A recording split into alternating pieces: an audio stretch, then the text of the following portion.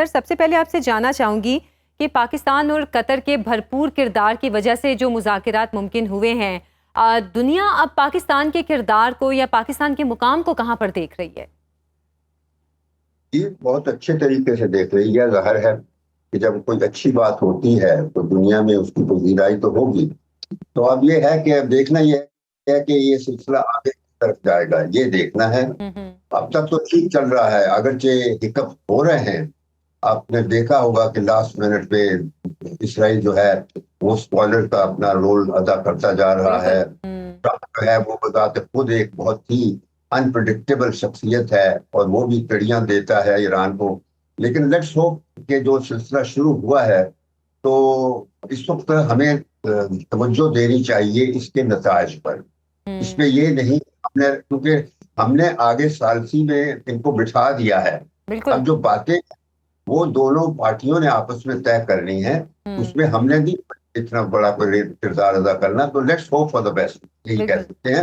اور اگر اچھے طریقے سے یہ چلا جاتا ہے، امن قائم ہو جاتا ہے جو متوقع امن ہے، تو پھر آگے چل کے پاکستان کا ایک اور بہت بڑا رول ہوگا جس میں پورے خطے کی ایک پیراڈائم شفٹ لانے کی ضرورت ہوگی، جس میں ریجنل سیکیورٹی آرکیٹیکچر ایک نیا نیگوشیٹ کرنے والا ہوگا، تاکہ یہ جو یہاں پہ امریکہ کا کردار تھا، اس نے جو بیسز وغیرہ بنائے تھے خطے کی ریاستوں میں، وہ ان ریاستوں کے لیے ایک عذاب بن گیا تھا.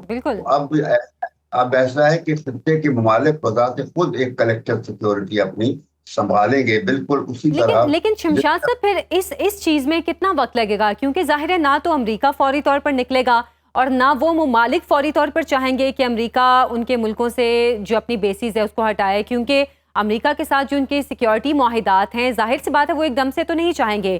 تو پھر یہ کتنا لمبا عرصہ لگے گا اس تمام تر معاملے کو آگے بڑھنے میں؟ انہوں نے آلریڈی جو ایم او یو کیا ہے، میمورینڈم آف انڈرسٹینڈنگ، جو مفاہمتی یادداشت ہے، تو وہ تو یہ ایک ہفتے کے بعد پھر بیسیکلی 60 دن کا وقت ہے ان کے پاس. اور اگر 60 دن میں کوئی نتیجہ رہتا ہے یا کوئی مشکل آ جاتی ہے تو اس کو ایکسٹینڈ بھی کیا جا سکتا ہے. تو وہ آبویسلی یہ سب ڈیپینڈ کرے گا کس طرح گفتگو آگے کیسے چلتی ہے. تو اسی واسطے میں نے کہا نا کہ اب ہمیں منتظر ہونا چاہیے ان نتائج پر جو 60 دن کا وقفہ ہے. اور بہت 14 نکات بہت اچھے پوائنٹس ہیں، اور ان میں آخری پوائنٹ جو ہے وہ یہی ہے کہ اس سارے پروسیس کو ایک لیگیلٹی بھی دی جائے گی to a resolution U N security council. جو 14واں پوائنٹ ہے اس کے ذریعے سے باقاعدہ لیگلائز بھی کر دیا جائے گا. تو اب دیکھا جائے گا کہ جب یہ 60 دن گزر جائیں گے اور اگر اچھی پروگرس ہوئی تو کچھ وہ فار دا بیسٹ. وہ جو میں بات کر رہا ہوں وہ لمبا عرصہ ہے. وہ جو ریجنل پیراڈائم شفٹ کرنی ہے، سیکیورٹی آرکیٹیکچر بنانا ہے، اس کے لیے تو بہت نیگوشیشن کی ضرورت ہوگی. 10-12 ممالک کو ہمیں اپنے ساتھ ملانا ہوگا، جس میں ایران، پاکستان، ترکی، سعودی عرب، قطر، امارات، بحرین، عمان اور Egypt, Iraq, Syria, Jordan, Lebanon. تو وہ جو ہیں ممالک، ان کا تعلق براہ راست جو اصل اسرائیل اور فلسطین کا جھگڑا ہے اس کا ایک پیراڈائم حل نکالنا ہے. اور وہ اس کے حل کا جو ڈھانچہ موجود ہے، اور وہ ہے 2002 میں، مارچ 2002 میں سعودی عرب نے ایک عرب سمٹ بلائی تھی، جس کے بعد پھر یہ پیس انیشیٹو لے کے رکھ دیا ہوا ہے. اس پہ عمل نہیں ہو رہا کیونکہ اسرائیل نہیں کر رہا. اسرائیل ابھی تو اپنا گریٹر اسرائیل کے خواب میں ہے نا، تو وہ گریٹر اسرائیل کا خواب اس کا کبھی پورا نہیں ہوگا. اور ایک دفعہ یہ جو ٹرمپ کا سلسلہ ہے یہ امن لے آئے عارضی طور پر، یہ 60 دن یا 2 مہینے یا 3 مہینے میں اگر آ جاتا ہے تو پھر حالات ایسے پیدا ہو جائیں گے جس سے ان خطے کے ممالک کو موقع مل جائے گا کہ وہ آپس میں بات کر کے ایک نیٹو ٹائپ معاہدہ، ٹریٹی بیسڈ آرگنائزیشن بنائیں گے، جس کے تحت وہ اپنی سلامتی کی ذمہ داری خود کریں گے، کسی بڑی طاقت پر نہیں کرے گا. بالکل.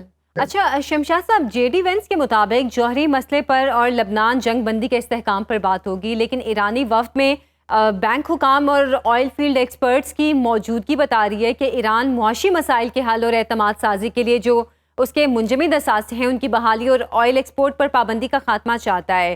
آپ کا کیا خیال ہے؟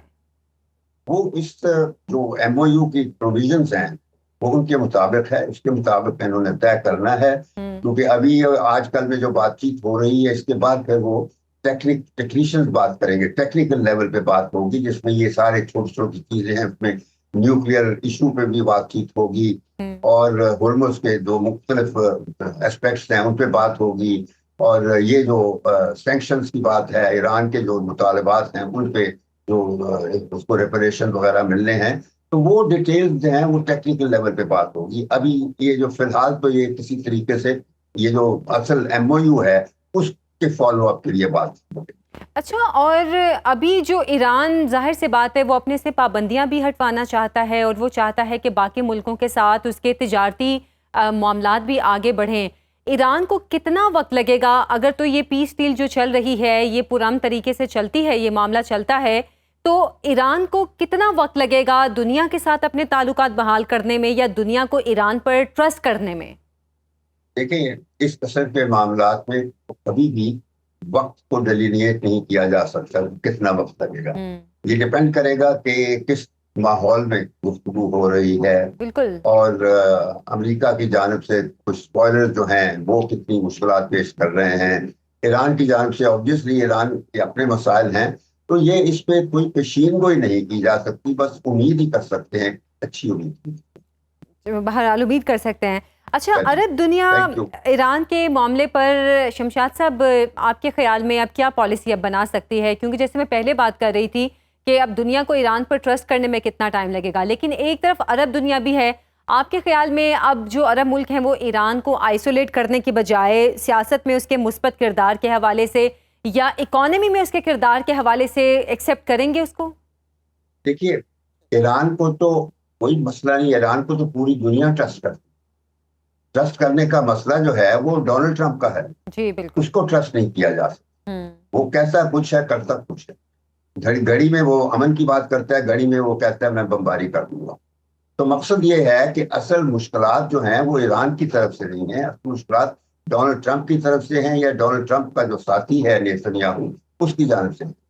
تو میں جس طریقے سے دیکھ رہا ہوں ایران نے اپنے آپ کو بہت اچھا کنڈکٹ کیا ہے. اس نے تو بلکہ ٹرمپ کی ساری امیدوں پر پانی پھیر دیا ہے. ٹرمپ تو یہ سوچتا تھا کہ یہ 2-3 دن میں ایران کا سسٹم ہی کولیپس کر جائے گا, تو ایران نے تو ایسی انریلنٹنگ کیمپین کر کے اپنے آپ کو ڈیفینڈ کیا ہے. میں کہتا ہوں کہ دنیا میں اس کی کوئی مثال نہیں ہے. یہ پہلی دفعہ یہ ثابت ہو گیا ہے کہ 250 سال والی تاریخ کا ملک تھا امریکہ, وہ دھڑام سے وہ نیچے آ گیا ہے.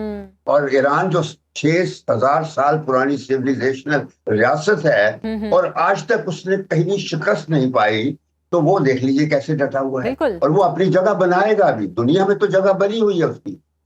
یہ واحد ملک ہے جس نے ایک سپر پاور کو پہلے 2-3 ہفتوں کے اندر دھڑام سے گرا دیا تھا. شکست امریکہ کو ہوئی ہے, ایران کو شکست نہیں ہوئی ہے. ایران نے یہ جنگ جیت لی ہے. اب صرف دیکھنا لانگ ٹرم بنیادوں پر ایک نیا ڈھانچہ, ایک پیراڈائم سٹرکچر کی ضرورت ہے.